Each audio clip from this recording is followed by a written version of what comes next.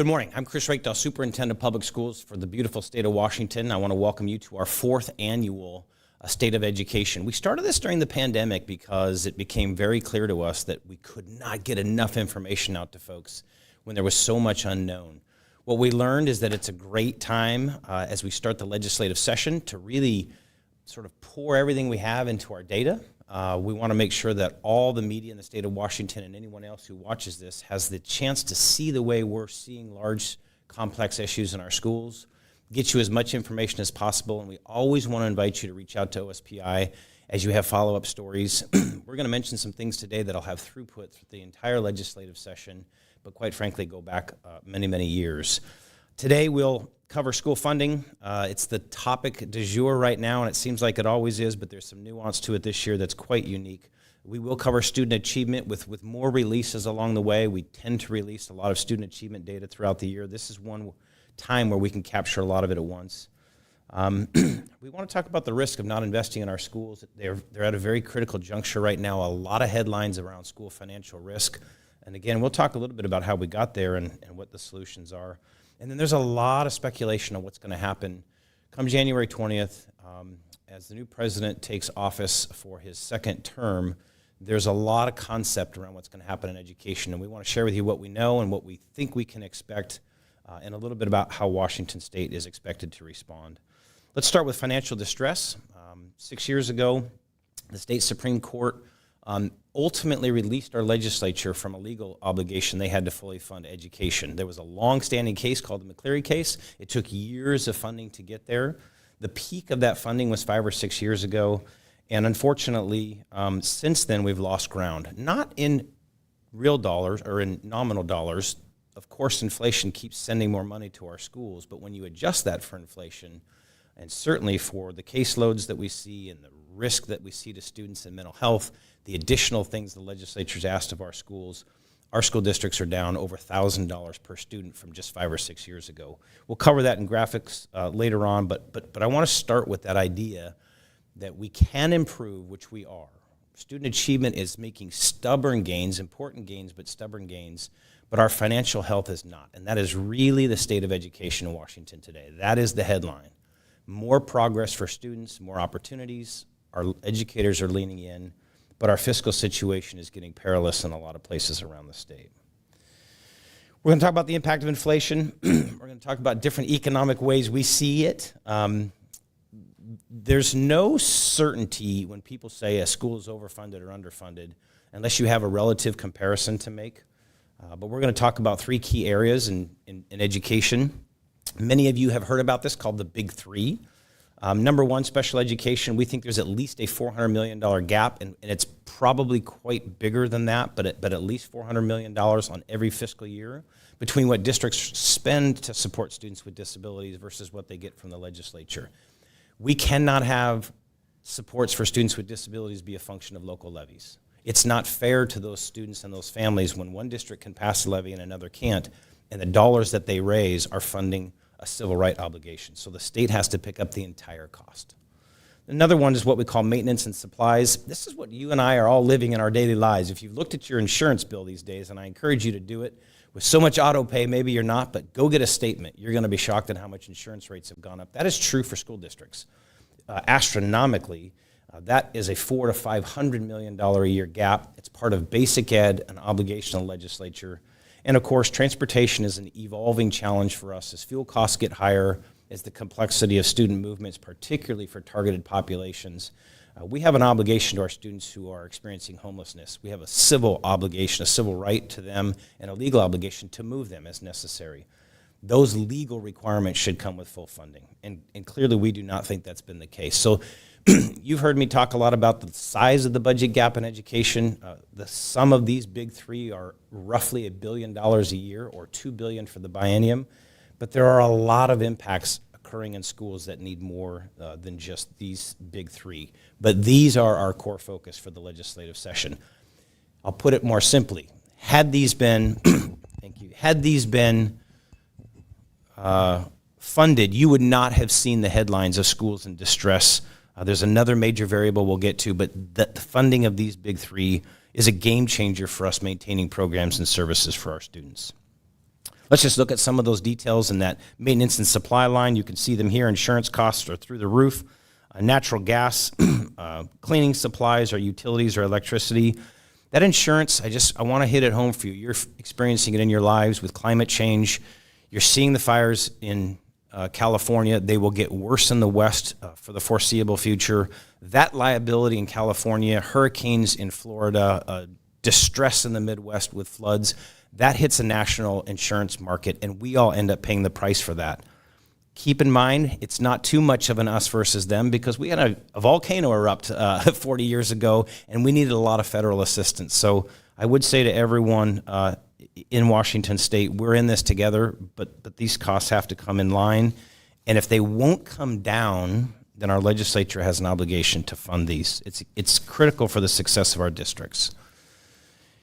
I said that we're down a little over $1,000 per student. What we've done here is show you where we are today, roughly 24-25 estimate of $17,000 per student. That's today's dollars, and then we've adjusted prior years to inflation.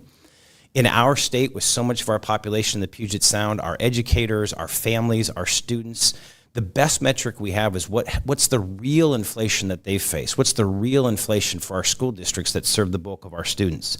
And that's Seattle Consumer Price Index. And when you look at that, it's a startling story. Clearly more investment from the legislature for 4 or 5 years. It peaked out about 5 or 6 years ago, and we've lost ground ever since. So people say to us all the time, shouldn't you be doing more if you got more? And we say we did more with more in the school system, and now we're doing more with less. This is empirical evidence. It's clear. I think our lawmakers understand it. They have outstanding staff that has helped them understand the reality of this as well. I've long been a champion of trying to figure out bigger pictures.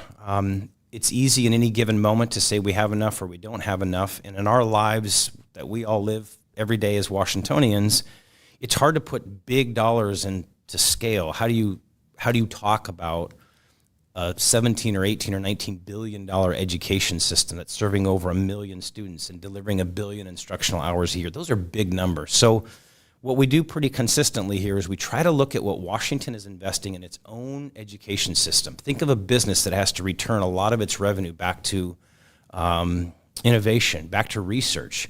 They're always thinking about the next way to serve, next way to create. We have to do the same thing in public ed.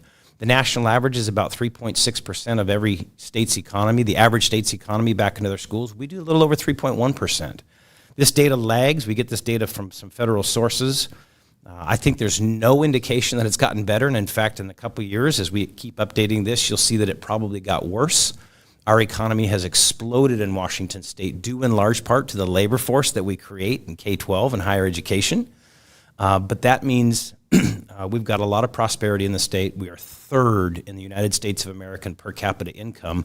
We are a wealthy state that puts less investment back into our public schools than the average state in the United States of America. It's unacceptable. And what was easily ignored for the last couple of years has become a crisis in actually delivering services. So my challenge this year in the legislature is to make sure that a lot of our members, both sides of the aisle, come to an understanding that it's not just the crisis of the moment in their budget, but what is the long-term goal in education investment. And I think a real goal would be to at least get to the national average. Index at 3.5%, 3.6%, maybe 3.7%. It's a tangible target. It's easy to focus on something when you actually know what you're shooting for instead of the rhetoric of too much or too little. Let's be empirical about it. It matters a lot. We can measure it, and then we can celebrate our success when it occurs.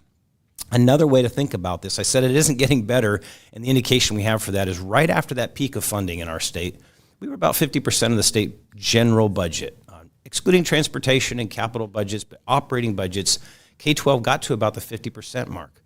We're now down at about 43 or 44%. Recent budget proposals have us down to 42%. So if we're slipping as a share of the education budget, there's a pretty good confidence we have that we're slipping as a share of our total economy back into our schools. This matters a lot to us. I want to be super candid. There's no constitutional requirement that a certain percentage get met. That's not what I'm saying. But again, we need goals in this state, and it's time for our legislature to translate the paramount duty of our state constitution, which is very clear. Our number one priority is supposed to be public education.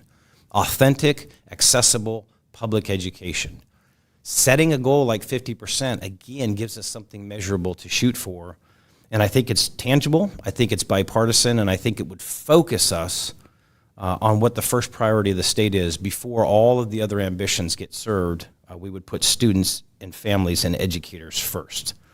We also know through some work that we've looked at in the last couple of years that we have federal spending requirements.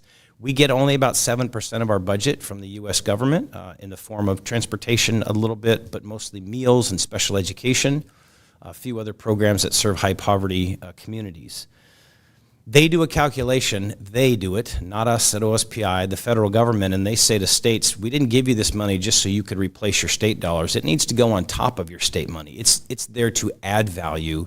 And we know that the federal government had to tell our state legislature and our governor that they're at least $600 million per year behind that obligation. We saw lawmakers and the governor, a prior governor, seek a waiver of that. We would ask them not to do that again. And instead of getting a waiver from the federal government, actually meet the obligation. So whether it's $600 million minimum per year in the federal obligation, $1 billion a year between the big three, special education, MSOC, and transportation, or it's $3 or $4 billion a year just to get us to the national average of spending, no matter what metric you look at, our schools are hurting financially. And this is the session to solve that. We know there's also a lot of solution out there. The cool thing about a legislative session is you've got energy. You've got new members who come to town. We just followed an election cycle. We have 30 members of the legislature roughly who have either come new or changed their role. Lots of House members have become senators. 20 of those 30 or so are brand new legislators. They came here with an expectation to solve problems. So first, I want to say congratulations to Governor Ferguson on his election. We look forward to working with the governor. I really want to say thank you to all the lawmakers who ran for re-election or who are new. You have a tough job ahead of you, but there are real solutions. At OSPI, we always think about them in three buckets. Here they are. Number one, fully fund basic ed, make it the priority, set goals, drive dollars into those big three, and make sure that the constitutional obligation is met. We do not want to find ourselves back in court. And I don't think we'll have to if we can fully focus on basic education as the court intended. By way of reminder, our Supreme Court said it's an ongoing question. It's not that you reach funding and you're done, it's that you also have to maintain it. Our proposals are clear on transportation, special education, MSOC. We have legislative proposals in the House and Senate right now to address those. There's a second thing we can do, though, and that is to make sure that we stop stepping on the toes of local communities. The so-called McCleary solution of 5 or 6 years ago forcibly removed resources away from school districts. And that should be a choice of local voters. It's required that voters have that choice. School boards must go to their voters for special levies and for capital levies. So let's give local voters that choice once we fully fund basic education. There's also a third thing that we talk about here, and it's a longer-term goal, but one that I do want to introduce this year. We have not talked about this in the past in our remarks, but I think it's very, very critical that we do.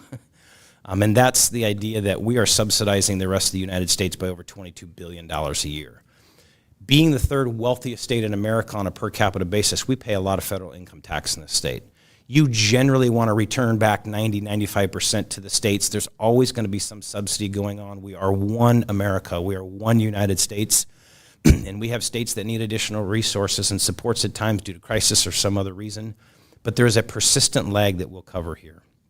And it's become so acute that it's causing our citizens in Washington to not get what they need because we are subsidizing other states so aggressively. Again, let's talk a little bit about some of the details here. We've got a particular need to fund the big three. We know the voters of the state of Washington support this. They were polled specifically on the proposal I made to the legislature for $3 billion over the next biennium. Overwhelming support by our voters, including on both sides of the aisle.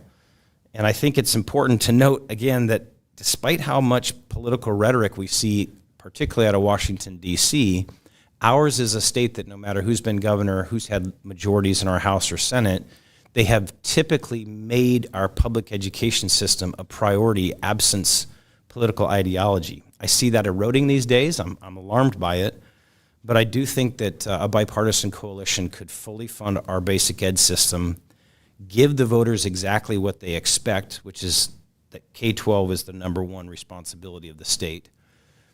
And they show that to us every day.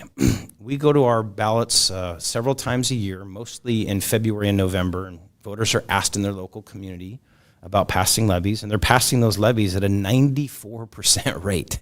That's different than bond votes that require a 60% supermajority. I'm talking about those enrichment levies that communities are asked to vote on regularly. They pass them at a 94% rate. Our voters want our schools funded, and they're willing to put their own resources in as long as it's a partnership with the state doing their job. Let's talk about those levies just a bit more. I just want to give you one example. Prior to the pandemic, prior to the McCleary ruling, and for decades and decades and decades, a community like Seattle had the opportunity to tax themselves through property taxes through a local levy to do things that are very important to them. Our typical elementary school in the state has 400 or 500 students in it. That's how our model is sort of funded. That's a pretty typical size. That'll get you a principal, maybe an assistant principal, and basic services. The people of the Seattle School District, though, for decades said we want more neighborhood schools that are smaller. That's not basic ed, though. That's not what the state funds. So they were able to levy themselves through their own vote additional resources to fund a lot of schools. That significant opportunity was cut dramatically by the legislature 6 years ago. Seattle and other communities in the state deserve that opportunity back. Again, the state should fund basic ed, and they should get out of the way of local communities who want to fund their school systems uniquely. Maybe it's choice schools, option schools, more tutoring, more technology, smaller schools, smaller class sizes. That's what enrichment levies can do, and it's time for Olympia to get out of the way of our local school districts. There should be limits, but those limits were brought way too low, and significant dollars were cut from school districts as a result of that. The third thing I mentioned was this subsidization that occurs in the United States. I will send a letter to our congressional delegation next week. I will meet with most of them in March. It is time for Washington to have a bipartisan approach to the injustice of sending $22 billion more to the federal government than we're collecting. Let's be super clear here. We send $1.4 trillion in income taxes out, and we get less than $1.2 billion back. That's a big deal. The budget crisis I talk about in schools is a $1, $2, perhaps $3 billion a year fiscal challenge, and we know where a lot of that money is. It could be staying in our schools through a progressive revenue system in the state of Washington, but instead we're subsidizing states all over the country. The truth is we only get 84 cents back on every dollar we pay in federal taxes. So I'm going to ask Republicans and Democrats from the Washington congressional delegation to lean into this. It comes in a lot of different forms. In our world particularly, it's changing what we call title programs. The federal government has lots of programs that fund education. Again, it's only 7% of the budget in our state, but it can be 15, 20, 30% in other states because those formulas are driving way too much money disproportionately and not equitably to states that have need. We have a lot of need in this state. Another way to look at it, just the map of the states that are subsidizing the rest of the country. Washington is obviously one of those in the top 5. We're grateful to fund the country, but it's not sustainable when our own basic ed system is inadequately funded, and we see distress in our schools pretty consistently over the resource deficiencies. A lot of questions these days around the federal administration that's coming. I want to be super clear that Washington has an approach to the Trump administration. You heard the governor yesterday in his remarks, if you followed that. He's willing to work with the Trump administration, as I did as superintendent 4 years ago in his first term. If it is truly about flexibility for states, we're all in. If it's truly about getting us the equitable resources that we pay in federal taxes, we're all in. If it is about stepping on the civil rights of children, however, we're not in, and we're going to fight it. Whether it's undocumented youth who have a constitutional right to education in the state of Washington, we will protect you, we will defend you, and we will get you access to education. Our schools are not immigration enforcement organizations. They're teaching and learning institutions, and that is our job, and that is the expectation of the federal government, that they maintain that delicate balance. Let us teach. Let us not be in the position of having to do anything that makes a family feel like their child is not safe at school. If it is a student who is LGBTQ, particularly our trans youth, we got your back. In this state, we will continue to lean into both our constitutional obligation of basic ed services, our statutory obligation to support students with equitable access, a mountain of state laws, a pile of rules that have been put forward by equity organizations that are codified in statute to protect trans youth. I get there's a culture war, and we've talked ad nauseum about that, whether you're on mainstream media, social media with your friends, you know how toxic it can be in the DC environment. We're not bringing that to Washington. Every student in the state is going to get access to all the services and opportunities that they deserve, and we will reiterate that through memos to our districts. We're working with the Attorney General's office to make sure that they understand the litigation possibility that's coming our way if we see the new administration, for example, withhold funds to the state of Washington in order to enforce their version of Title IX or other civil rights laws. Washington is a place that's going to accept families from all over the country and all over the world, and we're going to educate kids, and we're going to maintain that status as one of the best economies in the world because it was built on the back of immigrants. We are all immigrants in Washington state, as a state merely founded in 1889. So make no mistake about it, we'll be standing tall for our state, protecting our students, and pushing back on the federal government when necessary, and we will be all in with the federal government if they truly want to return money back to us and give us flexibility.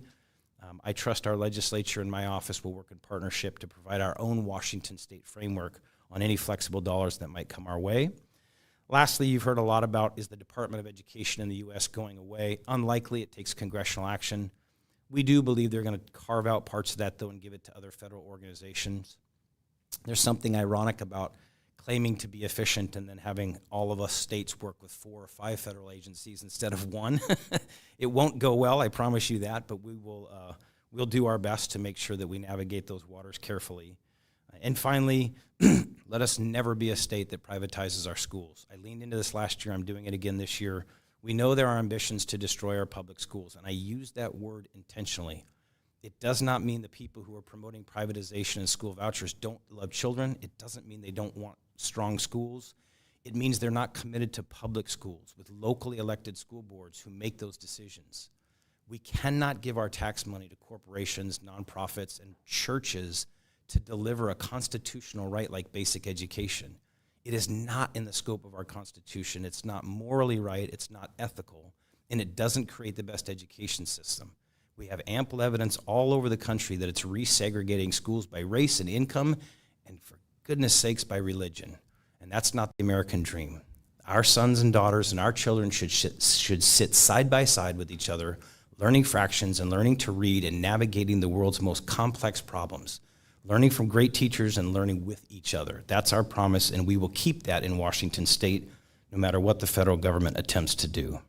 Let's talk student achievement. Again, throughout the year, we'll disclose a whole lot more of this as the data comes in. There's been a lot of conversation around our test scores. The state of Washington is part of a consortium called the Smarter Balance Consortium. It's a dozen or so states that test. We have long tried to tell folks that they're misinterpreting the data here. I'm challenging all of you again, especially in the media, to lean into what the Smarter Balance experts have told us. This is not our interpretation. This is what the consortium has said. We rank, right or wrong, students 1, 2, 3, or 4 based on their test scores. There's a cut at each of those levels. For too long, people have said a 3 and a 4 is the only passing grade. That is not a fact.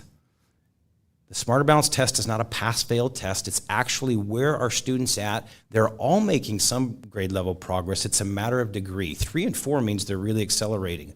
A 3 or 4 means you're on track to get to the 10th grade in our state and be ready for college level work. Not as a senior, but by 10th grade. And then we go backwards on that. So we know where 8th graders need to be and 6th graders and 4th graders and 3rd graders. A 2 for too long has been considered failing. Again, it's not a pass-fail test. A 2 is grade level progress, but they're going to need additional work to get to that research university level achievement, particularly in mathematics. So pretty consistently, you've seen data about only 40 or 50% of our students are meeting benchmark. The truth is it's more like 70% of students in math and 75% of ELA at grade level, and again, 40 or 50% of those by 10th grade are ready for college level work. Why do we know this? Because they go to college. That's the exciting part, which we'll cover later. They go to college while they're in high school. We have one of the most robust dual credit programs in the country. So it's virtually impossible to keep these false claims that kids can't read and then watch more than half of our students take college level work in reading or math by the time they're 11th graders or 12th graders, let alone those who go on afterwards. We're going to work hard to reconcile that and be very honest where we have consistent challenges and assessments. So this is not about saying that everyone's having success. It isn't.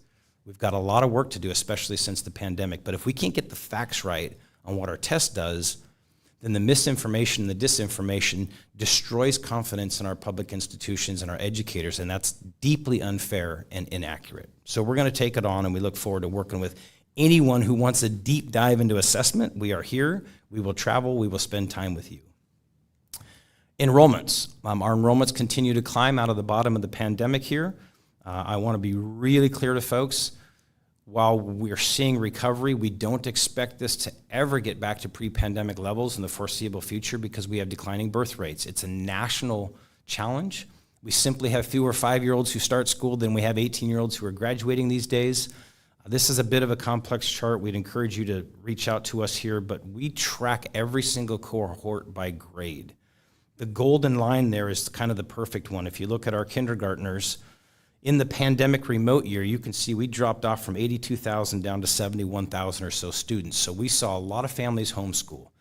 If you look at that, though, down to the right, you see as they become first graders and second graders and third graders and fourth graders now, they consistently grow. More and more families return to public school as they see the successes, the options, not just high academics, certificated teachers, music, all kinds of activity options for students, accelerated learning, specialization, access to mental health, supports for students with disabilities, a growing number of kids getting access to meals. Public school's where it's at.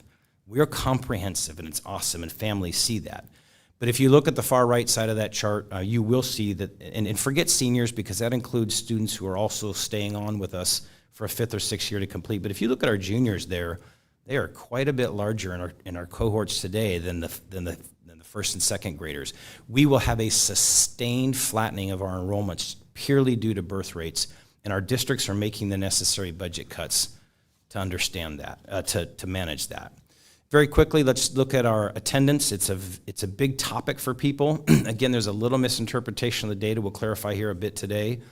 There's some good news in it and some challenging news. On the good news side, as we sort of march through the last several years and we look at what's happening to attendance on a daily or weekly basis, we see great recovery here. I think this is probably the cleanest way to look at it, although we don't have that. You can see that Washington State now, right here by December, we've got average weekly attendance that's essentially getting very, very close to pre-pandemic levels. That's a very, very exciting part about this. Students are coming to school. They're getting great instruction. There's an expectation of our educators to lean into that work. And I think we're seeing that in the steady progress of a lot of measures, including attendance, enrollment, as well as assessments.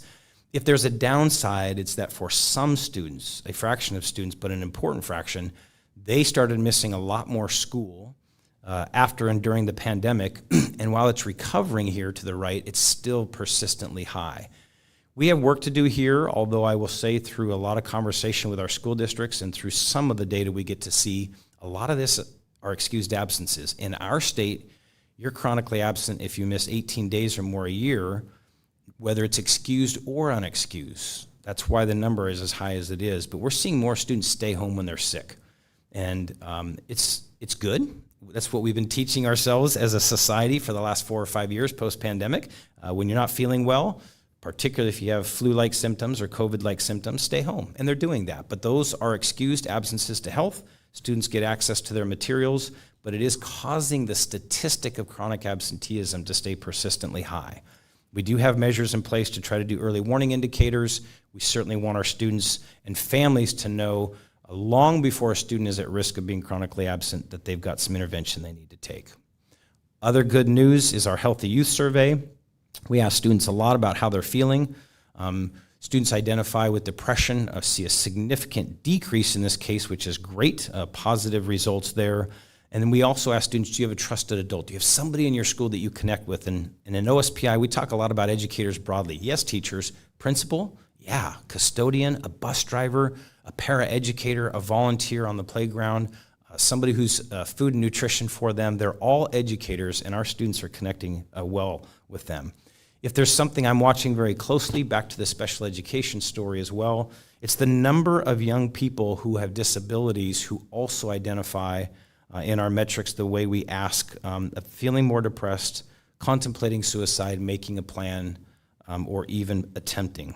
Suicides in our state are down. They are down for youth. The trend line is absolutely more hopeful than we've seen it in a long time, which is fantastic. But for some segments of our population, it's dangerously high. And the special education question comes to bear here. If districts aren't adequately funded for special ed instructional services, they're using levy dollars for that. And those are the kinds of dollars that used to go into special interventions and supports beyond the basic ed program. So everything is connected to everything else here. Kindergarten readiness, we follow this closely. We have an observational assessment. We want all of our students when they come into school to have a baseline. Where are you? Where do we need to lean into strengths and weaknesses? We see this right near our record highs here. Good growth over the last 7 or 8 years. A huge shout out to all of our early educators, both in our K-12 system and outside of it. It's paying off with these returns, and those returns last a very long time. It's a great part of our story. If there's a subject area that I worry the most about these days, it's mathematics. We're going to have to lean into this in early grades in ways that are different, whether it's assistive technologies or simply spending more time in math. We know the pandemic had an impact. We've talked about that a lot. One of the measures we look at is how many students are getting access to Algebra 1 by 8th grade. If they get to Algebra 1, they're into advanced mathematics courses in high school, and their opportunity in STEM fields and other fields is through the roof. So we're a very high achieving state here, but we slipped a little bit, so we want to get back to that mark of 36, 37% and grow from there. But to all of our students, if you should happen to be watching a random person in Olympia talking about education, please lean into your mathematics. It matters a ton, as it does all subjects, but it can really open up the mind to lots of creative opportunities down the road. Finally, 9th grade on track. We've got a budget proposal to fund this. We've got great partners in this work. We know that when students pass all their classes in 9th grade, they are much more likely to graduate on time and then persist into a post-secondary opportunity. We saw some slippage, again, during the pandemic, and some recovery. We want to continue to see this grow, no question about that. Talked earlier about dual credit. Congratulations to every one of our students and educators who gives an opportunity for our young people to take all of this acceleration and turn it into college credits while they're in high school, saving families millions and millions of dollars collectively, not just on tuition and fees in college by taking fewer courses, but less time to degree is how you save the biggest amount of money by shrinking how long you're paying for housing while your student is attending traditional institutions. So again, congrats on the dual credit. It's a great success for our state. I'm pleased that it's not just CTE dual credit, which is fantastic, but tends to have a lot of students taking a few classes, but it's a growing number of students taking a lot of very rigorous academic courses in preparation for their post-secondary dreams of college. So congrats, Washington State. Here it is by some demographics. You can see that every student population that tends to be in the federal data we dive into in our state, they've all seen serious progress over the last 10 years in dual credit, some more than others, but this is a remarkable thing for Washingtonians that we should be very, very proud of. And finally, everyone wants to know grad rates. It matters a ton. It's a $400,000 difference between having a high school diploma and not graduating over the lifetime of income, let alone the opportunities it creates.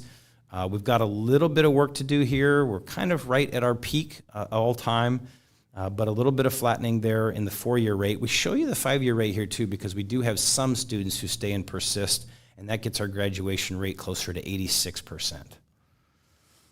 All right, moving forward, I want to close with something that has troubled me for a bit, and I think it's confusing the narrative around investing in our schools and supporting our communities, our kids, and our educators. And that's this idea that don't we have some of the best funded educators in the country? And the truth is, if you do it just based on raw dollars, we do, as does Connecticut and New York and California and other places, and it's because they have high cost of living like us. So there are lots of indexes on whether or not to judge whether our teaching corps is making enough resource to survive. And one of the things that is observed out there through research is this idea of a penalty. What are you getting as a teacher relative to what you would earn with a bachelor's degree generally in the private sector? Washington State is always right there in 10th, 11th, 12th place in terms of the worst states for the pay penalty. Our educators, many of them, most of them, could make 28% more on average if they were not educating our students. We can't do this, everyone. We cannot expect young people coming out of school who think about being a teacher walk up to the idea that they're going to accumulate student loan debt in school, very likely, only to turn around and get a wage penalty because they didn't pick the right profession. In other parts of the world, education is the dream of many young people. They're the most competitive schools in some countries to get into in college or graduate school. We want that for our state, and so please, I ask every single person out there to put the rhetoric down. Our school funding crisis, and it is a crisis now, is not because we overpay our educators. They make every dollar that they get because they work so hard for our students. They've made a sacrifice relative to income they could make. They're making choices every day to customize for our kids. They're doing unprecedented outreach to families, and they're wearing the fatigue of a mental health crisis in the country because every challenge we face in our homes, it comes to school. And so please lean into your educators, and remember, at OSPI, that's a broad term. Your bus drivers, your teachers, your principals, your superintendents, your school board members, your counselors, your nurses, lean into them and thank them. It's a powerful and important job. But let us not believe that for some reason we don't have enough resources in basic ed because our educators are getting too much money. We're a people business. 85% of everything we spend in public ed is a person. It's a teacher, it's a counselor, it's a nurse. And we're either hiring more of them so students have access, or we're making sure that the ones we have can stay competitive, can stay in the field, and can be truly in a position of feeling like this state, this society honors what they do. So this session, with 102 days left to go, 101 and a half days left to go, let's collectively lean into funding our schools the way the court expected. Let's make sure that our students get the most that they can out of their learning and have high expectations, and let's be critical where we can get better. I certainly can, and our office can, and our system can. But let's stop the blame game. Let's focus on the real challenge, which is that this state underinvests in education. Let's lean into those revenue sources that are necessary to fund our schools. And let us not think for a second that Washingtonians don't want that revenue to fund their schools. You saw it in survey data, and we saw it last November. Last November, between capital gains and carbon revenue, our voters voted more to keep those two initiatives in place and those progressive revenue streams than any statewide official in the state of Washington got for votes, including the governor. We are a paramount duty state. We need to lean into public ed. Now is the time. Let's put our hands together. Let's get creative with solutions, but let us lean into it, and let us not do it by attrition in other areas that help kids. They need housing. They need mental health supports. They need counseling. They need strong community supports. So let us not gut our safety net believing that we're going to move the percentage of education to 50% and call that adequate, because it isn't adequate, it isn't ample, and I don't think the courts would see it that way. So let's get after it, Washingtonians. We may have some questions, and I'm happy to take those. Katie, we'll let you lead that. Our first question is from Sammy West with KUOW. Hey, Chris. Thanks for doing this. This is Sammy from KUOW. For years now, we've been hearing from you and from others. There have been lots of widespread calls for the state to provide more funding for public schools. And as you mentioned, the McCleary decision was kind of the last watershed moment for that here. So do you think we're at another McCleary moment for public schools? Do you think a significant funding increase like that $3 billion you requested is feasible this year, given the budget deficit and some disagreement about creating a wealth tax? Yeah, thank you, Sammy.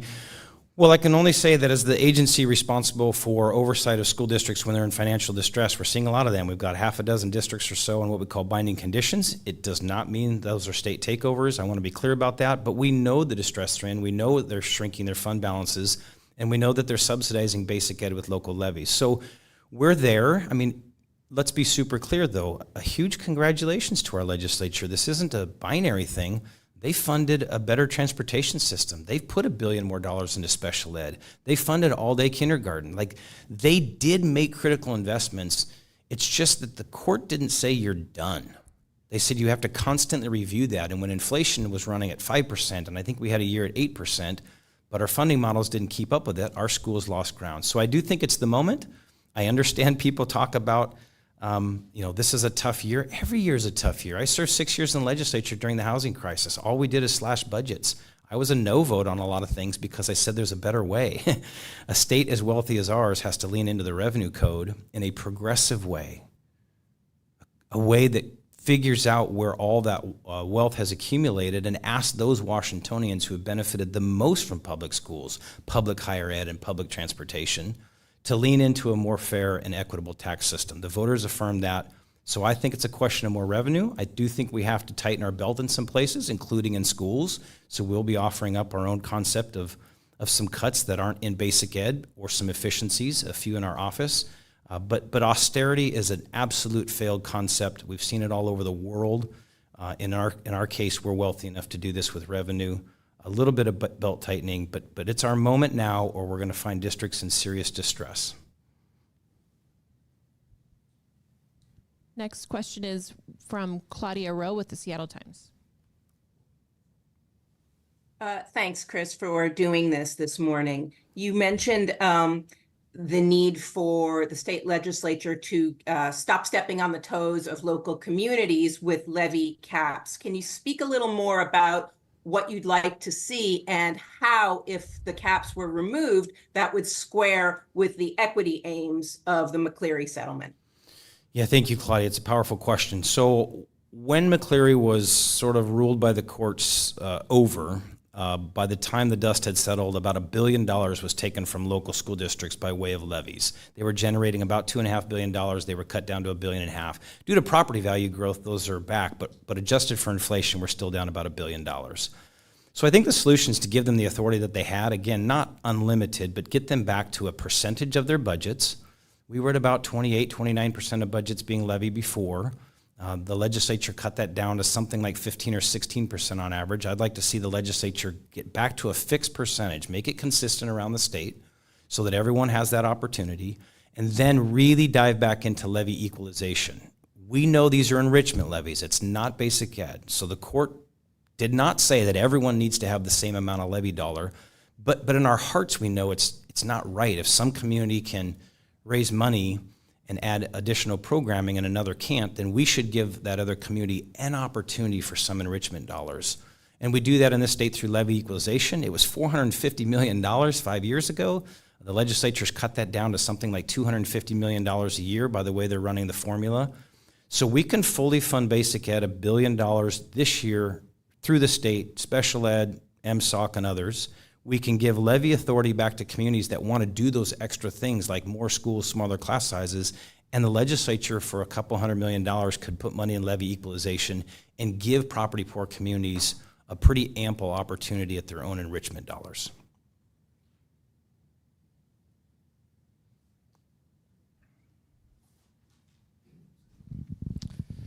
Thanks. I have a couple of questions, a couple technical ones. First, on the chart. Sorry, Jerry. This is Jerry Cornfield from, Jerry, what's your publication? Could you go through the insurance, 85%? What are they being charged more for? And I think people are wondering, are these lawsuits driven? Are they accident driven? Mm-hmm. Yeah, thank you, Jerry. The question is, big giant increases over the last 5 years in insurance costs. What's the driver of that? Again, look at your own premiums. This is a national market, so we know that whether it's climate change, whether it's vehicle safety issues, whether it's trips and falls, litigation around the country, we're all paying higher premiums. That's the baseline. We're all just paying a whole lot more to an industry that, quite frankly, we have to pay into because you don't have choices.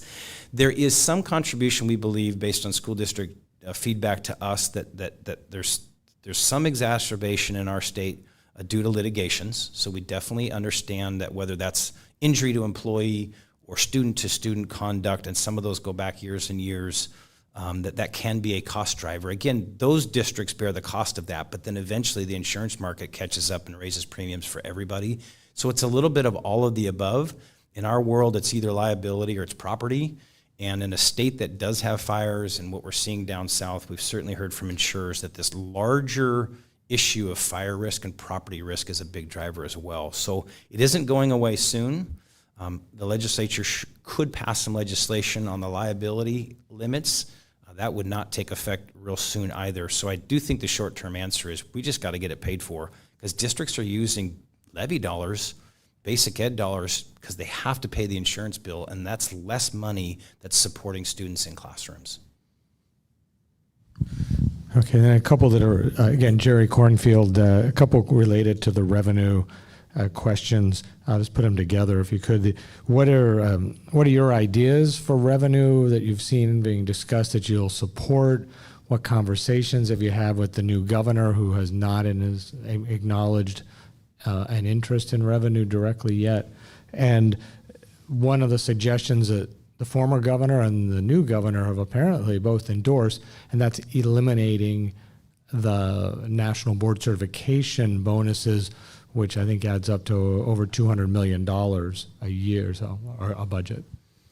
Yeah, I'll take them in reverse order. Thank you, Jerry. First question, national board bonuses. In our state, we're one of the highest performing states in America for the number of teachers who have pushed themselves to higher standards. These are some of our most accomplished educators. They get a bonus of $5,000 or $6,000 by achieving that, and if they're in a high poverty school, they get additional dollars. Isn't it ironic that everyone who criticizes education and educators says we should drive more money into communities who need the best educators, and we actually do that with a program called National Board Bonus, and that's the one compensation model that's on the chopping block. So I think it's unacceptable. We will not support that at OSPI. We need to keep those board bonuses and probably over time add a lot more resources to educators who want to serve in high poverty communities.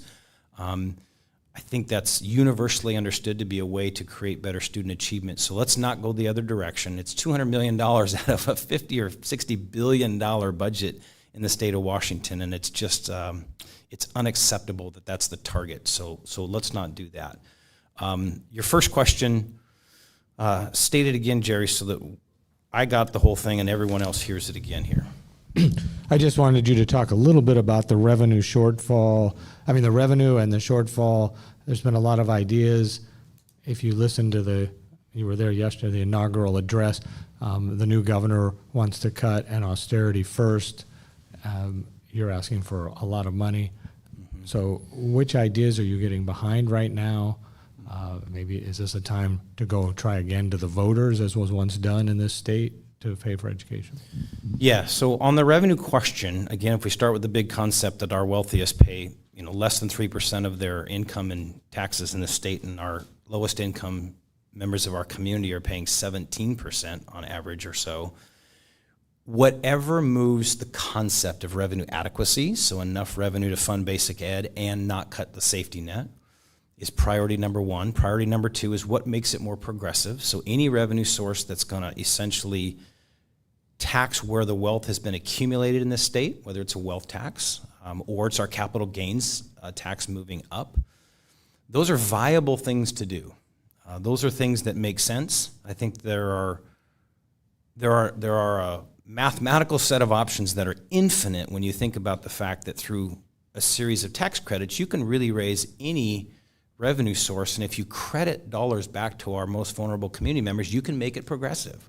So any of our existing resources can be made more progressive. When the legislature 6 years ago leaned into the state property tax, they added tax cuts for senior citizens who are low income. So no one has an answer on the way to do this, but the concepts that should be followed are revenue adequacy first, enough to fund basic ed and not harm the social safety net, and to make sure that whatever they put forward is going to balance our tax codes so that lower and middle income families don't pay more or maybe even get a tax break, while those who have the most start paying a more equitable share of our tax code. Those philosophies will land our legislature, I believe, into a lot of places and a lot of spaces that not only they can support, but the voters would uphold, because undoubtedly this stuff goes to the voters, and we just saw what the voters did.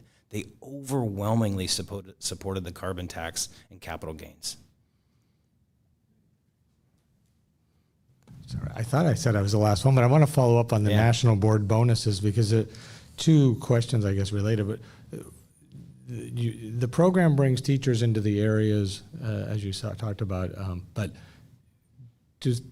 is there a correlation between the bonuses and achievement? There's been criticism that it's not driving up improvement in the academic achievement, and so that there isn't. They're making more money, but the students aren't doing any better.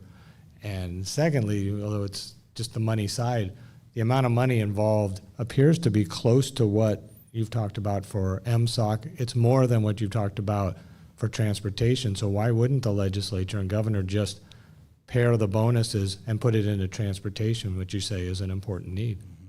Thank you, Jerry. Well, we'll follow up with you on research around both national board bonuses and just in general more experienced teachers who go further into their content knowledge. So there's certainly a correlation between really talented educators and their content expertise and the pedagogy. Let's remember, it's not enough to know something.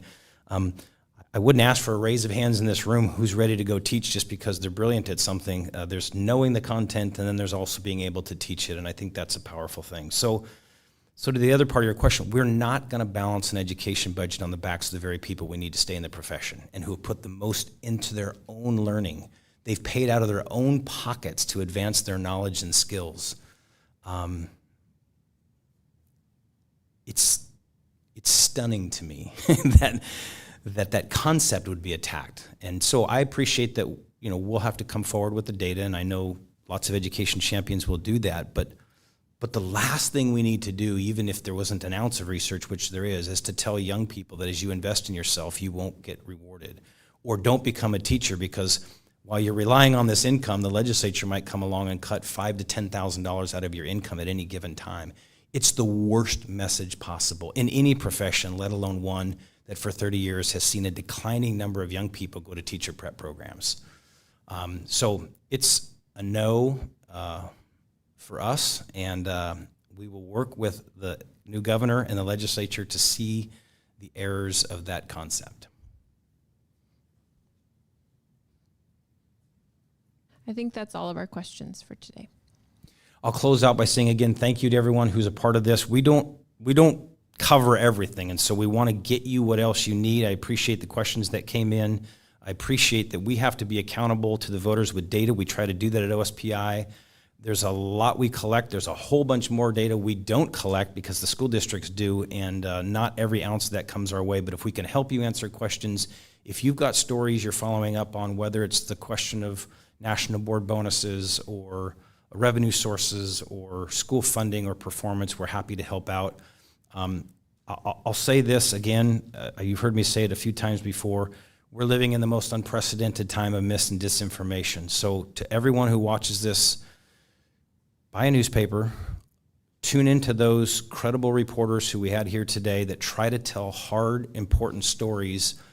Spend less time on social media getting your education knowledge from that, because the political ideology of either attacking education to privatize it or, on the other hand, status quo won't work. We do have to innovate and we do have to create, but we also have to be really honest around what the data says and what it doesn't say. And I can't thank you all enough for being a part of this. Again, I'm Chris Reykdal, Superintendent of Public Schools for the state of Washington. We have 101 and a half days to get our schools right financially so we can keep making progress, and I hope everyone will lean into that. Thanks for being a part of this today.